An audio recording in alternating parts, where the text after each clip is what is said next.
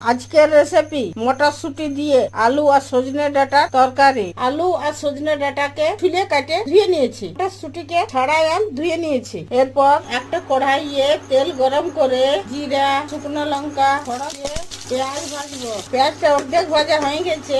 আলু আর সজনে ডাঁটা পরিমাণ মতো নুন দিয়ে আর ঢাকুন দিয়ে দিচ্ছি। 2 মিনিট পর ঢাকুনটা খুলে নিচ্ছি। ঢাকুনটা খুলে নিয়ে ভাজবো। এভাবে ঢাকুন খুলে খুলে ভাজে নিয়ে মটরশুঁটি দিয়ে আবার 2 মিনিট ভাজে নিয়ে আদা রসুন বাটা, কাঁচা লঙ্কা, হলুদ, 1 চামচ ছোলে মশলা, কাশ্মীরি লঙ্কার গুঁড়ো দিয়ে এর সঙ্গে একটা টমাটর দিয়ে সবগুলাকে একসঙ্গে একটু জল দিয়ে 5 মিনিট ভাজে নিয়ে জল দিয়ে আর ঢাকুন দিয়ে সিদ্ধ করে নিব। 3 মিনিট পর ঢাকুনটা খুলে নিচ্ছি। সবগুলা সিদ্ধ হয়ে গেছে। নামাই আর বাটি নিব। মটরশুঁটি দিয়ে আলু আর সজনে ডাঁটার তরকারি বনে রেডি।